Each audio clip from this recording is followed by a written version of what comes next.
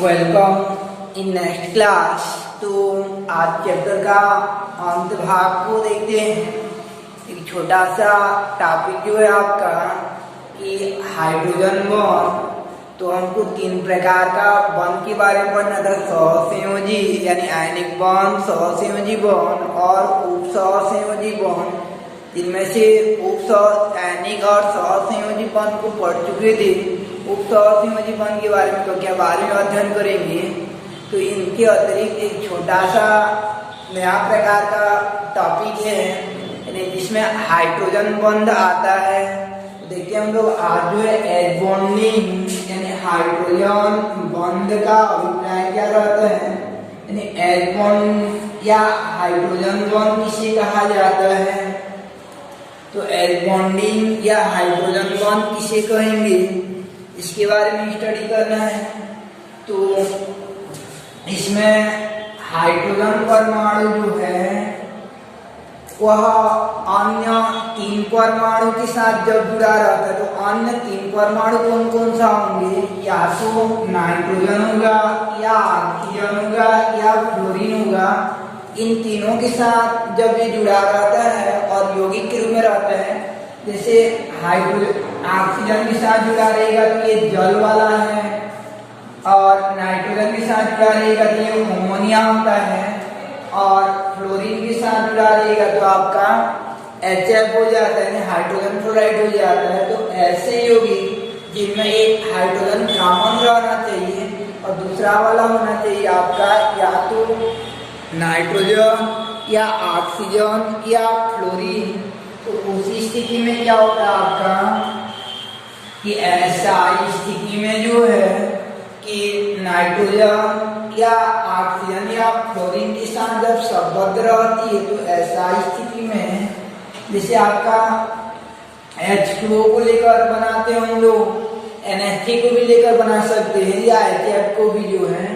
तो H2O को जैसे लेकर बनाते हैं तो H2O में एक केंद्रीय परमाणु O रहता है और उसमें दो H रहता है आपका।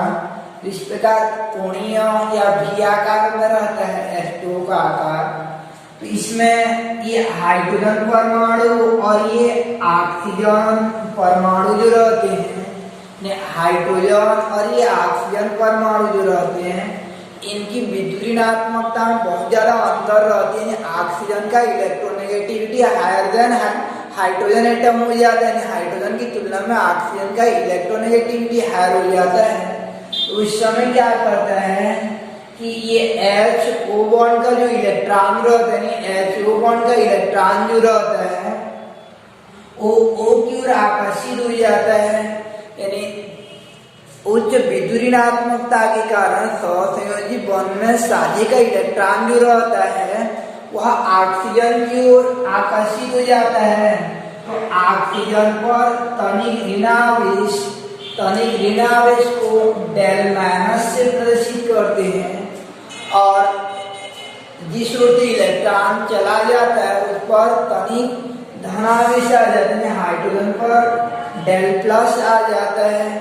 ऐसे ये नीचे तरफ हो जाएगा आपका कि ये ऑक्सीजन की ओर जब चला जाता है तो इस पर डेल माइनस, और ये हाइड्रोजन से निकल जाता है, हाइड्रोजन से दूर चला जाता है तो हाइड्रोजन पर हो जाता है आपका डेल प्लस हो जाता है।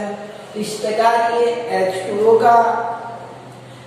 में H और O की विद्युत ऋणात्मकता में अंतर रहने के कारण O पर तनिक ऋणावेश और H पर तनिक धनावेश आ जाता है। ऐसा और एक जल के अणु में होगा, यानी ऐसा घटना जो सेम टू सेम इस जल के और एक अणु में होता है आपका। इसमें O पर तनिक ऋणावेश और H पर तनिक धनावेश उत्पन्न हो जाता है। ऐसे आप लोग जो NH3 वाला को लेकर एग्जाम्पल के रूप में शो कर सकते हैं हम लोग।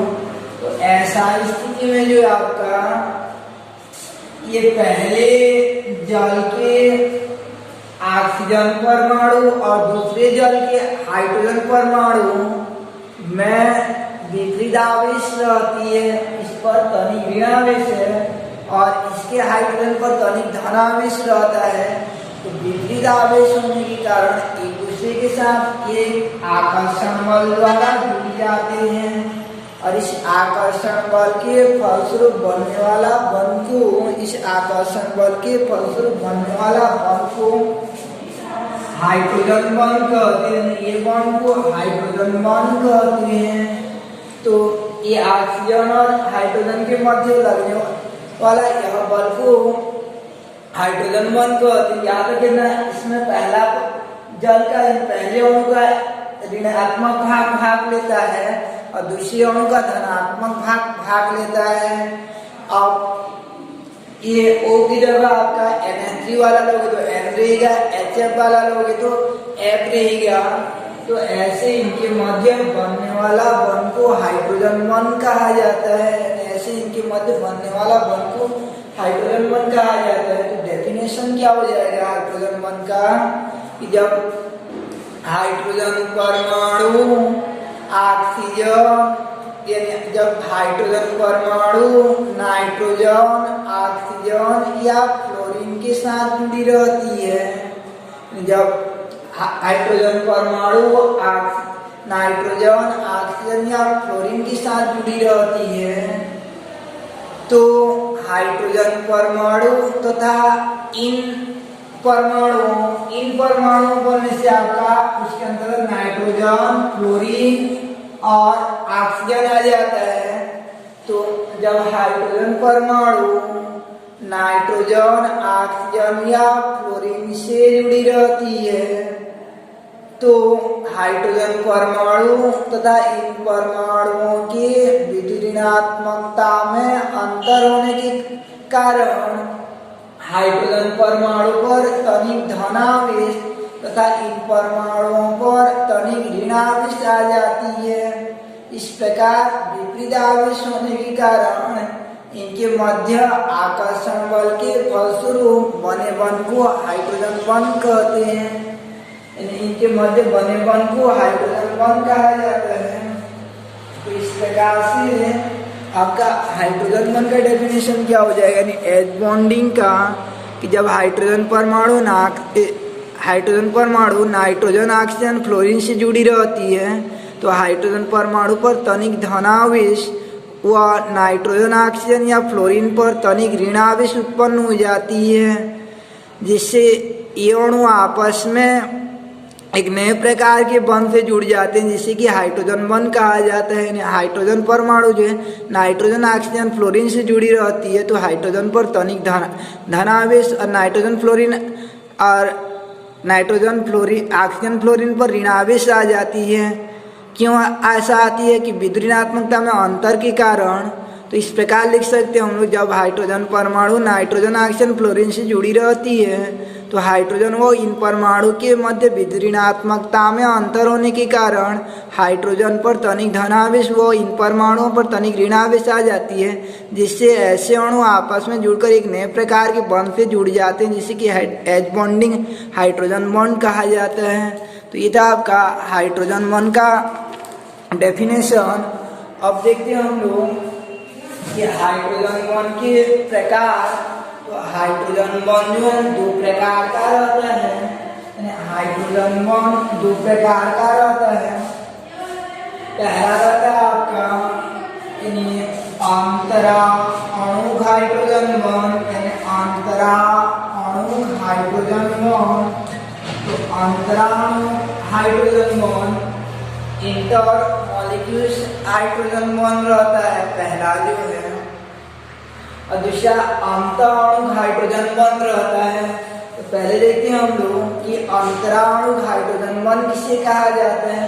तो अंतराणु हाइड्रोजन बॉन्ड में ऐसे दो अणु होना चाहिए, चाहे वो समान प्रकार का हो, जैसे जल है, या ऐसा हो सकता है आपका जैसे ये दूसरा एग्जाम्पल इसका जो है आपका कि एक साइड जो है ये जल रहेगा और दूसरा साइड जैसे ये आपका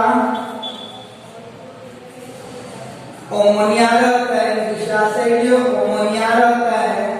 तो अमोनिया के नाइट्रोजन पर तनिक ऋणावेश आ जाता है, क्योंकि इलेक्ट्रॉन नाइट्रोजन की ओर आकर्षित हो जाता है और इसमें जो ऑक्सीजन की ओर आकर्षित हो जाता है। तो इन दोनों के मध्य बने बॉन्ड को हाइड्रोजन बॉन्ड कहते हैं। हाइड्रोजन बॉन्ड के लिए एक कंडीशन रहता है कि एक साइड जो H होना चाहिए, दूसरा साइड जो है आपका वो होना चाहिए, या ऐसा हो सकता है दूसरा साइड N हो सकता है या F हो सकता है। तो इस प्रकार के हाइड्रोजन बॉन्ड जिसमें दो समान अणु भाग लेते हैं या अलग अलग प्रकार के दो अणु भाग लेते हैं और उनके मध्य जब हाइड्रोजन बॉन्ड बनता है तो उसे कहा जाता है आपका अंतराणु हाइड्रोजन बॉन्ड कहा जाता है। कि दो समान या असमान अणुओं के मध्य, दो समान या असमान अणुओं के मध्य बने हाइड्रोजन बॉन्ड को अंतराणु हाइड्रोजन बॉन्ड कहा जाता है, इंटरमॉलिक्यूल्स हाइड्रोजन बॉन्ड कहते हैं। दूसरा कि अंतःअणु हाइड्रोजन बॉन्ड, तो अंतःअणु हाइड्रोजन बॉन्ड, तो इसको इंट्रामॉलिक्यूल्स हाइड्रोजन बॉन्ड कहा जाता है। तो अंतःअणु हाइड्रोजन बॉन्ड में क्या रहता है कि दो अणु की आवश्यकता नहीं पड़ती है, इसमें केवल एक ही अणु में हाइड्रोजन बॉन्ड बन जाता है। जैसे आपका होता है यानी नाइट्रोफिनाल में यह पाया जाता है अंतःअणु हाइड्रोजन बॉन्ड। तो C6H6 को कहा जाता है बेंजीन कहते हैं, जिसका संरचना इस प्रकार से होता है, यानी बेंजीन रहता है। अगर बेंजीन के एक दो H को हटा देंगे तो एक दो H को हटाकर OH डाल देते हैं तो इसको फिनाल कहा जाता है। C6H5OH को फिनाल कहते हैं। तो ये जब संरचना के रूप में दर्शाते हैं तो कैसे दर्शाते हैं, यहाँ पे H रहता है, सब कोने में एक एक दो H रहता है, उसमें से एक दो को निकाल देते हैं और OH डाल देते हैं तो ये फिनाल हो जाता है। C6H5OH को फिनाल कहते हैं। और एक जगह से हाइड्रोजन को हटा देंगे और उसके जगह NO2 डाल देते हैं, यहाँ पे डाल देते हैं NO2, तो इसको आर्थोनाइट्रोफिनाल कहा जाता है। इसको कहा जाता है आपका आर्थोनाइट्रोफिनाल कहते हैं। इसे जो आपका आर्थोनाइट्रोफिनाल कहा जाता है। यहाँ से एक H को हटा देंगे और NO2 डाल देंगे तो इसको आर्थोनाइट्रोफिनाल या नाइट्रोफिनाल भी कहा जाता है। इसका नाम होता है आपका, ये NO2 को नाइट्रो कहते हैं और इतना को फिनाल, तो इसका नाम होता है नाइट्रोफिनाल हो जाता है, नाइट्रोफिनाल। और इसमें एक चीज याद रखे रहना, ये वाला स्थान को यानी जो मेन सम, जैसे ये वाला को मेन माना जाता है OH को, तो इसके बाद ये पहला वाला को आर्थो कहते हैं, ये दूसरा वाला को कहा जाता है मेटा कहा जाता है, और ये नीचे वाला को पैरा कहा जाता है। पैर की ओर वाला को पैरा और हाथ की ओर जो रहता है उसे हाथों में आर्थो कहा जाता है, ऐसे याद रखना। और ये तीसरा वाला जो रहता है कमर की ओर उसे मेटा कहा जाता है। तो ये क्योंकि दूसरा नंबर पर जुड़ा हुआ है, आर्थो पर जुड़ा हुआ है, इसलिए इसका नाम जो है आर्थोनाइट्रोफिनाल होता है। अब इस आर्थोनाइट्रोफिनाल में आपका ये NO2 का संरचना ऐसा हो जाता है, NO2 का स्ट्रक्चर इस प्रकार से हो जाएगा, N डबल बॉन्ड O और संयोजी बॉन्ड O रहता है, यानी N डबल बॉन्ड O और कोऑर्डिनेशन बॉन्ड O होता है। ये NO2 का संरचना है। इसमें क्या होगा आपका, यहाँ पे OH रहता है तो विद्युत ऋणात्मकता में अंतर के कारण ये O पर ऋणावेश और H पर धनावेश आ जाता है।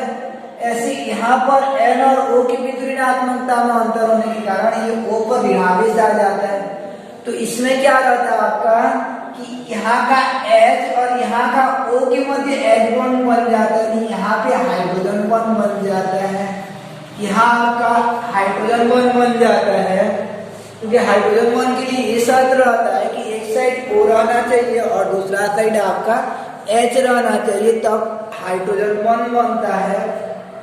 तो इसमें दो अणु भाग लेना नहीं पड़ा, केवल ये पूरा एक ही अणु है आर्थोनाइट्रोफिनाल, यानी एक ही अणु के मध्य जब हाइड्रोजन बॉन्ड बनता है तो उसे अंतःअणु हाइड्रोजन बॉन्ड कहा जाता है। जबकि दो अलग अलग चाहे वो समान प्रकार का हो चाहे असमान प्रकार का हो तो उनके मध्य बने हाइड्रोजन बंध को अंतराणु हाइड्रोजन बंध कहते हैं। और एक ही अणु के मध्य बने हाइड्रोजन बंध को, यानी एक ही अणु में बने हाइड्रोजन बंध को अंतःअणु हाइड्रोजन बंध कहते हैं। जैसे हम लोग दो जने हैं और अपना हाथ जो है और उसका हाथ दोनों एक दूसरे के हाथ को मिलाते हैं तो वहां जो बनेगा उससे कहेंगे हम लोग अंतराणु हाइड्रोजन बंध कहेंगे। चाहे हम लोग समान क्लास के 11वीं 11वीं हो चाहे 10वीं 11वीं हो, अगर हाथ मिलाते हैं तो उसे कहा जाता है आपका अंतराणु हाइड्रोजन बंध कहेंगे। और मान लीजिए हम लोग एक अपने दोनों हाथ को मिलाते हैं तो बनने वाला हाइड्रोजन बंध को अंतःअणु हाइड्रोजन बंध कहा जाता है। इस प्रकार से हाइड्रोजन बंध दो प्रकार का हो गया, अंतराणु हाइड्रोजन बंध और अंतःअणु हाइड्रोजन बंध। तो ये हाइड्रोजन बंध का प्रकार हो जाता है, टाइप्स ऑफ हाइड्रोजन बॉन्डिंग की, यानी दो समान या असमान अणुओं के मध्य बने हाइड्रोजन बंध को अंतराणु हाइड्रोजन बंध कहते हैं। और अंतःअणु हाइड्रोजन बंध क्या हो जाएगा आपका कि एक ही अणु में बनने वाला हाइड्रोजन बंध को अंतःअणु हाइड्रोजन बंध कहते हैं, जैसे आर्थोनाइट्रो फिनाल में ये रहता है।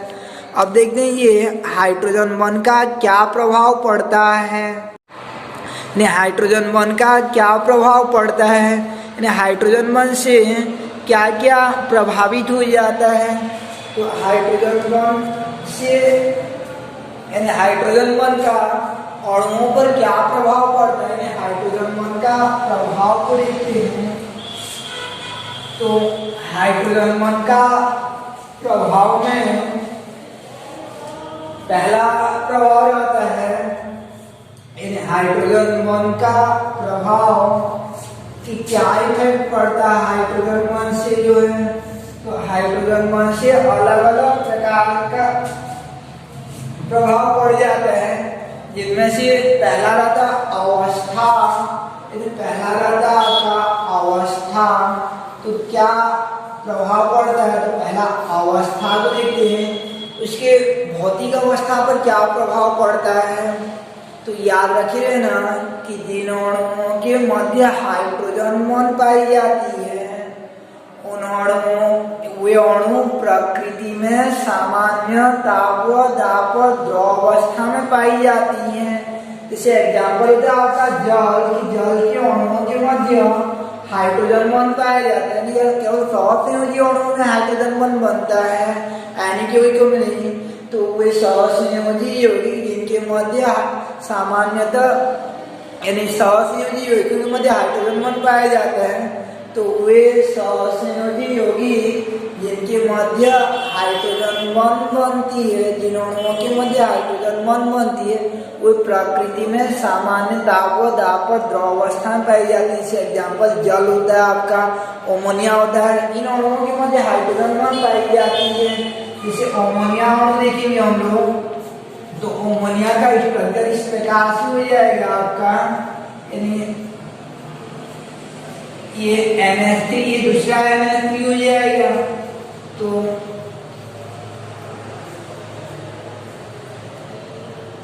यहाँ पे ये आपका ये N और ये H के मध्य हाइड्रोजन बंध बन जाता है अमोनिया में जो है, ये अमोनिया अणु हो जाता है, ये जल हो जाएगा। और वो अमोनिया व जल का मिलावट रहता है। तो पहला क्या हो गया अवस्था में कि जिन अणुओं के मध्य हाइड्रोजन बंध बनती है, जिन अणुओं के मध्य हाइड्रोजन बंध रहती है वो प्रकृति में सामान्य ताप व दाब द्रव अवस्था में रहती हैं। इस आधार पर तो क्वेश्चन आता है आपका कि H2O ये स्वरमान ग्रुप का तो उसके नीचे ठीक सल्फर रहता है H2S, तो उसके नीचे ठीक सल्फर रहता है आपका H2S। ऐसे दूसरा जो है आपका ये रहता है यानी 15वां ग्रुप, 17वां ग्रुप का ये HF रहता है और इसके नीचे जो है HCl रहता है, F के नीचे Cl रहता है। ऐसे 15वां समूह में आपका ये NH3 और नीचे PH3 रहता है, नीचे PH3। तो यहाँ से क्वेश्चन बनता है जो कि कॉलेज लेवल में भी क्वेश्चन आता है ये कि H2O द्रव होता है जबकि H2S गैस क्यों बोल के, यानी H2O ये ड्रॉ होता है, ये H2S गैस क्यों, ऐसे यहाँ पे ये ऊपर वाला ड्रॉ होता है और ये नीचे वाले गैस होते हैं। यहाँ पे क्वेश्चन कर देगा आपका कि HCl ड्रॉ होता है जबकि HCl गैस क्यों, या यहाँ पे क्वेश्चन आएगा NH3 ड्रॉ और PH3 गैस क्यों बोल के, ऐसा क्वेश्चन आ जाता है। तो उक्त सभी प्रश्नों का उत्तर क्या हो जाता है कि जैसे मैं ये वाला को बता रहा हूँ आपको कि H2O ड्रॉ है और H2S गैस क्यों बोल के, तो उसमें आंसर क्या हो जाएगा आपका कि H2O में H2O परमाणु के मध्य विद्युत ऋणात्मकता में अंतर होने के कारण O पर तनिक ऋणावेश व H पर तनिक धनावेश हो जाता है, जिससे H2O के अणु आपस में हाइड्रोजन बॉन्ड द्वारा जुड़ जाते हैं, जबकि H2S में ऐसा हाइड्रोजन बॉन्ड नहीं पाया जाता है। यही कारण है कि H2O ड्रॉ होता है और H2S गैस, यानी कुल मिलाकर आपका H2O में हाइड्रोजन बॉन्ड रहता है तो ड्रॉ होता है, जबकि H2S में हाइड्रोजन बॉन्ड नहीं रहता है तो गैस रहता है। ये प्रश्न का उत्तर ऐसे लिख सकते हैं कि HF में जो है H और F जो रहता है इनके विद्युत ऋणात्मकता में जो है अंतर रहने के कारण, यानी HF में H व F के मध्य विद्युत ऋणात्मकता में अंतर होने के कारण H परमाणु पर तनिक ऋणावेश व F परमाणु पर तनिक, यानी H परमाणु पर तनिक धनावेश व F परमाणु पर तनिक ऋणावेश आ जाने के कारण HF के अणु आपस में हाइड्रोजन बॉन्ड द्वारा जुड़ जाते हैं, जबकि HCl में ऐसा कोई भी हाइड्रोजन बॉन्ड नहीं रहता है, इसलिए ये HF ड्रॉ होता है जबकि HCl गैस हो जाता है। यहाँ पर भी ऐसा क्वेश्चन बन सकता है NH3 ड्रॉ और PH3 गैस क्यों बोल के, तो NH3 के अणुओं के मध्य H बॉन्डिंग बनेगा जबकि PH3 अणुओं के मध्य कोई भी हाइड्रोजन बॉन्ड नहीं बनता है। तो ये पहला था अवस्था, कि अवस्था पर क्या प्रभाव पड़ता है, तो जिनके मध्य हाइड्रोजन बॉन्ड रहती है, कुल मिलाकर याद रखे रहना वो प्रकृति में द्रवावस्था पाए जाते हैं। अब दूसरा देखते हैं, पहला अवस्था के पश्चात जो है दूसरा क्या प्रभाव पड़ता है, तो विलेयता पर क्या प्रभाव पड़ता है, विलेयता पर क्या प्रभाव पड़ता है, तो विलेयता पर क्या प्रभाव पड़ेगा उसको देखना हम लोगों को। तो याद रखे रहना कि वे सहसंयोजी जो जल के साथ हाइड्रोजन बॉन्ड बना लेते हैं, जो जल के साथ हाइड्रोजन बॉन्ड बना लेते हैं वे जल में यानी विलयित होते हैं अर्थात घुल जाते हैं। अर्थात ऐसे अणु जो जल के साथ हाइड्रोजन बॉन्ड बना लेते हैं वे जल में विलय होते हैं, जबकि वे अणु जो जल के साथ हाइड्रोजन बॉन्ड नहीं बना पाते वो जल में अविलय रहते हैं।